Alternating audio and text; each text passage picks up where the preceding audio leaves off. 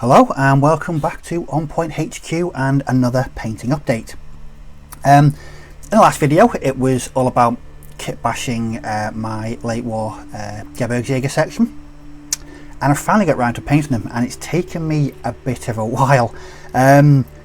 Couple of things. One, I've had some kind of bug, it's like a sore throat, so I've been slightly under the weather. And two, even strangely, I had a bit of demotivation. For 3 or 4 days I just couldn't rouse myself into sitting down and doing any painting. This doesn't normally happen to me, as I've normally got about a million ideas flying through my head at any one point, so I don't really suffer from demotivation. I know a lot of people do. I go through it every now and again, but this was 3 or 4 days. Yeah, it's a bit of a long one for me, but thankfully I'm over it. I completely blitzed my painting area, put away all the projects that I wasn't working on, concentrated on the Gebirgsjager, and they're done. So on the screen now will be a series of pictures showing the completed section. As with the rest of my late war Germans, these were all completed in the same manner. Well, this time I did make a slight mistake. When I paint my late war Germans for bolt action, as I've mentioned in previous videos, my main aim is to get them from sprue to tabletop as quickly as possible, and I do this through batch painting and also through limited palette and using a lot of washes and not spending too long on highlights. This allows me to really fly through sections in a day or two if I have the motivation. Most of the time I do, but with these it took me a while. But when I blitzed the painting area and I started working on them, I looked at the colour scheme that I wanted, and as with the rest of my late war Germans that you may have seen in other videos, I've gone for the late war kind of ragtag look, different variations of uniforms, colours, etc. And these guys were no exception. As you'll see from the photographs, so there's various greens and browns and beiges in there, and I used a whole range of different paints to create this effect. A lot more than I'd normally use. I never normally use more than 6 paints and a couple of washes when painting for my late war Germans for bolt action. But these guys, stupidly, I started with the uniform and then the equipment and the rifles and left the skin to last, which is a cardinal sin when it comes to my painting method. I paint from the inside out, so I always start with the flesh, put the rest of the colours on, go back and then touch up where I've maybe made mistakes and got other paint on the flesh area, and then I'll do the washes. But with this I had to go back in, I had to paint the flesh later in the process, and it I don't know, it didn't feel right, and it's probably why it took so long. But these were done in I think about 3 sessions. As you see from the bases, I put slightly more effort into these bases. Now normally, if you've seen my Stalingrad Germans and my jungle Australians in US Marine Corps, you may know that I absolutely love going to town on basing. With my late war Germans, however, I've kept it quite plain and muted. Just gravel painted, and then a bit of dark static grass thrown on. With these guys though, I added a few bits of bark, represent rocks, just to make them stand out a little bit from the rest of the units in the project. But I'm going no further than that with them, and I'm calling this section completely finished. Just need to find somewhere to put them now, because I'm slowly running out of room with my late war Germans. Also on a German theme, this is nothing new per se. I was doing some housekeeping on the channel, and I came across a video I made a number of months back where I built and painted a plastic Panzer III from Warlord. I was in 2 videos. It was the build and the paint. When I painted the Panzer III, I did a video about it, but what I didn't actually follow up on is that I didn't really like the paint job that I did on that, so I worked on it a bit more. And this is what the Panzer III looks like now, and not the really dull plain version from that video.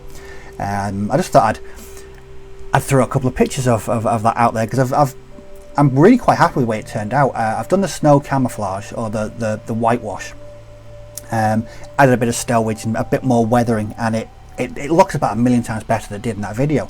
It was really plain and stark, and it really didn't it didn't look the way I wanted it to look for my my Stalingrad Germans. But that's finished, and that's what the Panzer III looks like. As you can see, if you go back and check out the video, it looks radically different to how it looked, and this was just a case of adding stowage, bit more weathering, completing the base, and just giving it a little bit more life. The first incarnation of it, when I sat back and looked, I thought, that is so dull, so boring, which is not what I want my vehicles to be like. So that is the current state of my Panzer III for my Stalingrad Germans. It was shown briefly in the Stalingrad showcase video I did earlier this year. This is a few more photographs of it, so you know exactly what it looks like. Speaking of tanks, what's next on the painting horizon? Well, it'll be this. Yes, I've built another Panther from Warlord Games. If you've never put one of these kits together before, they're really good. I really enjoyed putting it together. And I've already got one Panther, but I want to do a different camouflage scheme on this one. Not entirely happy with the previous one, but it does the job. But this, I'm going for a bit more of a detailed colour scheme on it. I may even get out the airbrush if I'm feeling particularly fruity and adventurous. But that's next. And also up is I built this. Now this is it's just a kit bashed mortar crew, a Fallschirmjager mortar crew that I kit bashed using spare bits and pieces from my Fallschirmjager spares, and also from some USMC arms as well. Now the reason for this is I was going to my bits box, and I came across a metal mortar that I've got no idea where it came from. I don't actually like the mortar team that I've currently got with my Fallschirmjager. I've used the full metal section. It doesn't the full metal team, and it doesn't really fit in with the rest of the army. So what I thought I'd do is cobble together a crew, whack a mortar on there, and I've got a plastic mortar team. What I might do with that, or what I'm thinking of doing with that, is a video on just to show exactly how I speed paint, how I smash through things relatively quickly using a quite a simple technique. Depending whether I can overcome the technology is another thing altogether. But that's what I shall be doing next. What else is up on the painting desk? Well, I've got two more sections that I've kit bashed that I need to paint. One was mentioned in the previous video. It was the veteran Fallschirmjager. Again, a couple more pictures on the screen now. If you've seen that video, you'll have seen these before. And the second one is I put together a kit bashed Luftwaffe Field Division section. I'm not really going to show these because there's not an entire lot of work went into them, if I'm being completely honest. It was just a case of combining the Fallschirmjager, your Fallschirmjager Grenadier and old Blitzkrieg sprue together.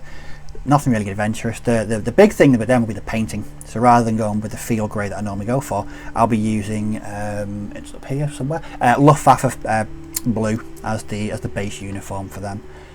Once them two sections are done, I don't think I'll have any more Germans left, which would be a strange thing for me because I've been working on for so long. I might cobble together another SS section. And if you've seen the video about the kit bashed LMG teams for the Waffen SS, I might get around to painting them as well. But that's what's on the horizon in the coming weeks. Hopefully no more demotivation or foul lurgies. And yeah, so Gebirgsjager section completely finished, and a lot more late war on the horizon. Well, I hope you enjoyed the relatively short update video about what I've been up to. If you've got any comments or questions, just pop them in the comments section below, and I'll certainly respond to any questions or comments. But thanks for watching, and as always, take care, may your dice roll well, and I'll catch you all in the next video. Bye bye for now.